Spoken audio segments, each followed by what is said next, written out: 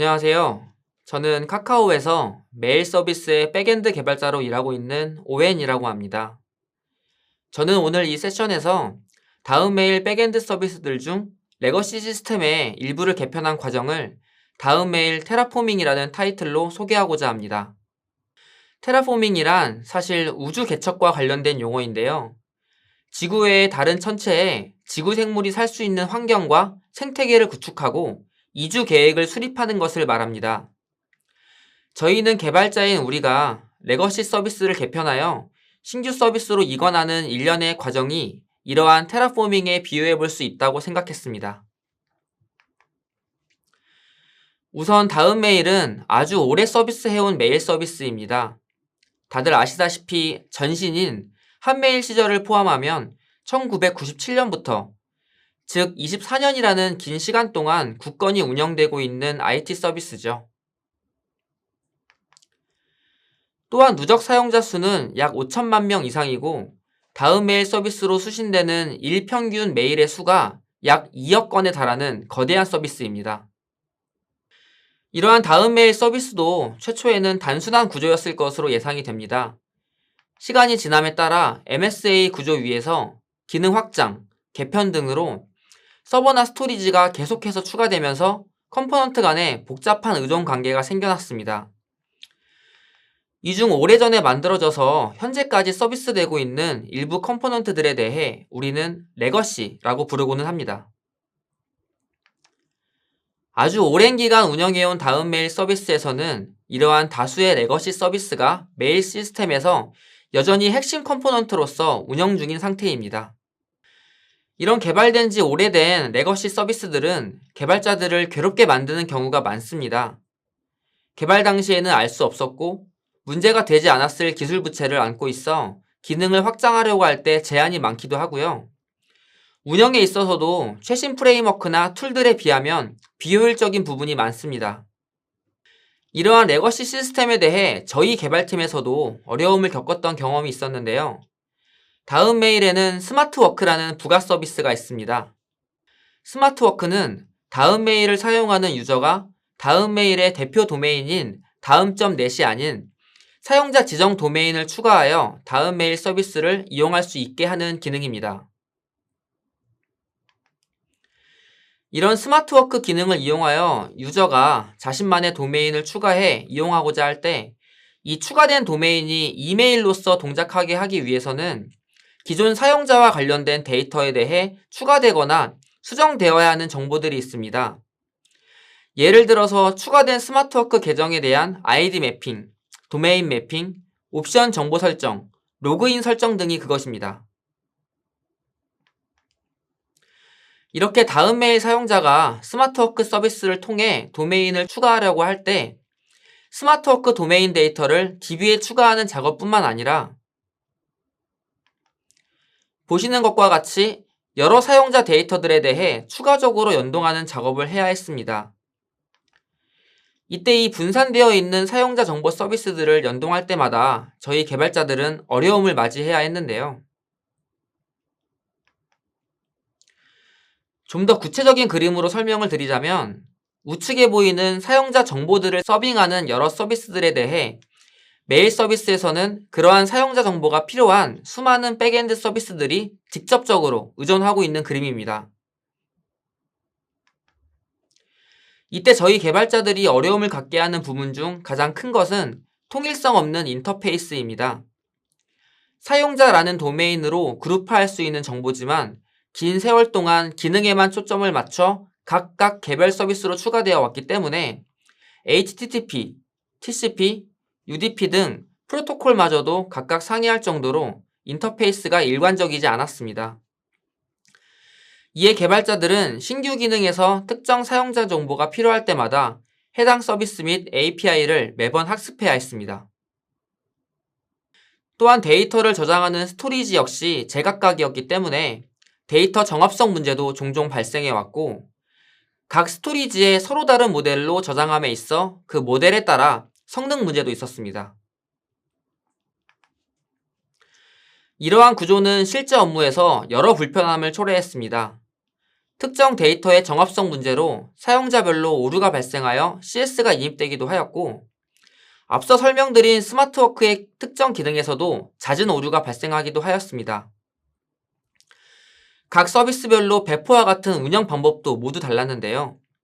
실제로 저희 팀에서는 레거시 사용자 서비스에 대한 원활한 CS 대응과 오류 해결을 위해 배포 가이드, CS 처리 가이드 등의 문서를 케이스별로 정리하는 업무를 해야 하는 경우도 꽤나 많았습니다. 또한 파편화되어 있는 사용자 데이터들에 대해 신규 개발 건마다 해당 정보를 어느 서비스가 담당하는지, 어떻게 연동해야 하는지 파악해야 하는 개발자들의 수고도 있었습니다. 그래서 이런 문제들에 대해 고통받던 우리가 바라는 그림은 이런 것이었습니다. 이렇게 복잡하게 꼬여있고 분산되어 있던 것을 조금 단순하게 합치고 싶었습니다. 여러 서비스로 분산되어 있는 사용자 정보를 단일 서비스와 스토리지로 통합하는 거죠. 긴 세월 동안 개별 서비스들로 구축하면서 확장되어 왔지만 굳이 분리되어 있을 정보들이 아니라고 생각했습니다. 그리고 기존 모델들이 갖고 있는 단점들을 보완해 기능 확장 및 성능에 유리한 신규 사용자 모델을 재설계하고자 했습니다.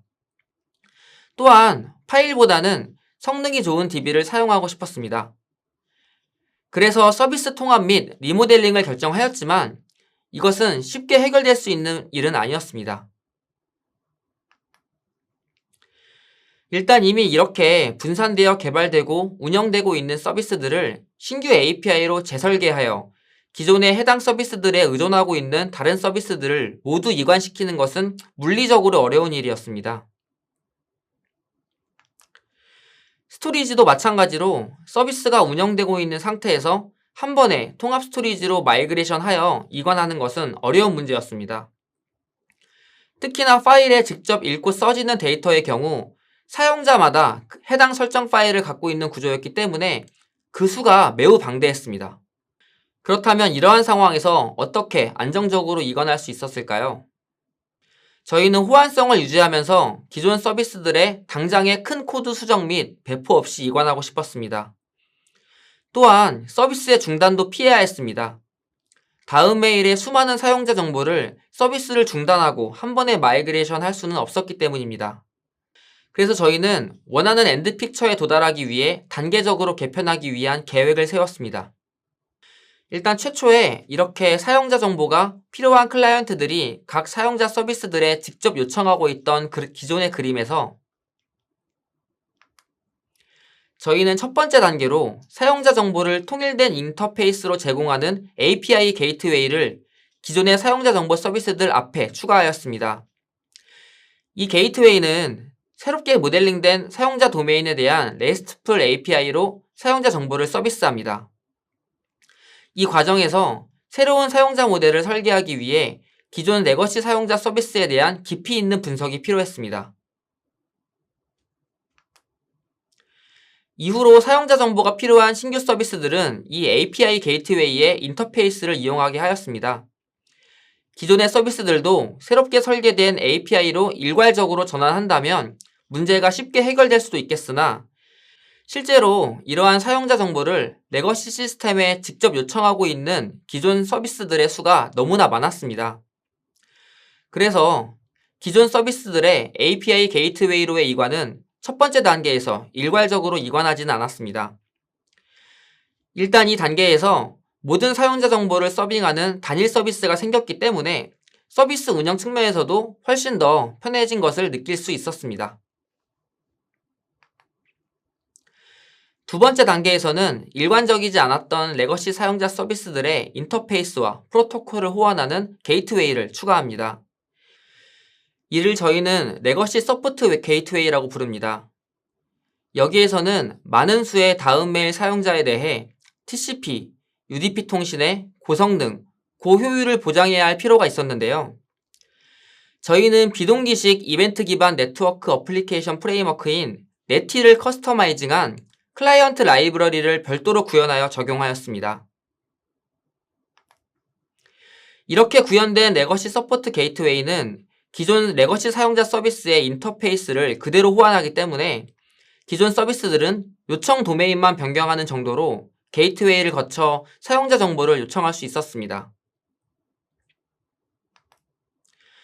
호환 게이트웨이로 기존 서비스들의 요청을 커버할 수 있게 됐지만 그럼에도 파악되지 않은 서비스들로부터 레거시 서비스로의 요청이 있을 수 있었습니다.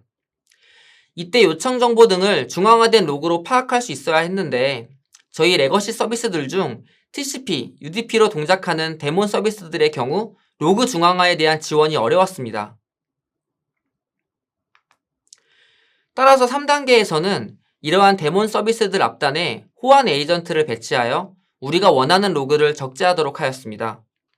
이를 저희는 레거시 서포트 에이전트라고 불렀고 이를 통해 레거시 데몬 서비스에 대해서도 로그 중앙화를 가능하게 하여 안정적인 이관을 준비할 수 있게 하였습니다.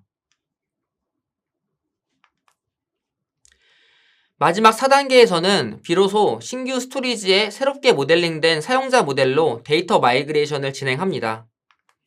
마이그레이션이 완료된 레거시 서비스들에 대해서는 단계적으로 디프리케이트를 시키게 됩니다. 레거시 서포트 게이트웨이가 중간에 있기 때문에 마이그레이션이 완료된 서비스에 대해서는 신규 스토리지로 전환하도록 하여 이관을 완료합니다. 마지막으로 1단계에서 일괄적으로 수정이 어려웠던 다수의 기존 서비스들에 대해서 차츰 API 게이트웨이의 신규 API로 이관을 시작합니다. 이미 다수의 레거시 시스템이 디프리케이트 되었고 신규 스토리지에 우리가 원하는 깔끔한 사용자 모델로 서비스가 되고 있는 상태이기 때문에 이 과정은 천천히 이루어져도 됩니다. API 게이트웨이로의 이관이 모두 완료가 되면 레거시 서포트 게이트웨이 역시 디프리케이트 되게 되고 최종적으로 저희가 최초에 원했던 단일 서비스, 단일 스토리지로의 이관이 완료되게 됩니다. 저희 카카오의 메일 서비스 개발팀에서는 기존 레거시 시스템의 여러 가지 문제를 피부로 느끼며 2021년 대대적인 개편을 시작하게 되었습니다. 보시는 것과 같이 저희가 설계한 개편 계획은 현재도 진행 중이다 라고 말씀드릴 수 있겠고 개편 과정에서 필요한 많은 수의 컴포넌트를 신규로 구현해야만 했습니다. 따라서 저희는 개발 생산성을 높이기 위해 팀의 업무 방식을 우선적으로 개편하였습니다. 그림처럼 팀 내에서 운영하고 있는 각 컴포넌트별로 담당자가 할당되어 있던 구조에서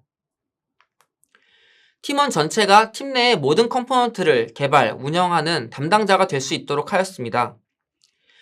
팀 내 모든 컴포넌트에 대해 모든 팀원이 이 이슈를 처리할 수 있으므로 특정 팀원이 부재하거나 바쁠 때에도 개발 이슈가 지연되는 현상이 발생하지 않았습니다. 또한 팀 내에서 개발되는 프로젝트들에 대해서 재사용, 공유될 수 있는 부분들을 공통화하는 작업을 진행하였습니다. 신규 컴포넌트를 개발함과 동시에 공통으로 사용되는 라이브러리 및 그 버전을 추출하고 상위 프로젝트로 모듈화하였습니다. 또한 자바 기반, 코틀린 기반 프로젝트들에 대해서도 라이브러리 및 공통 코드들을 모아 모듈화하여 다른 신규 프로젝트에서도 재사용할 수 있게끔 하였습니다. 이렇게 메이븐과 같은 의존성 관리 도구를 통해서 최상위에서는 의존 라이브러리들의 버전 관리를 담당하고 그 하위 프로젝트에서는 자바 기반, 최하위에서는 코틀린 기반의 의존성 라이브러리 및 공통 코드를 관리하게 했습니다.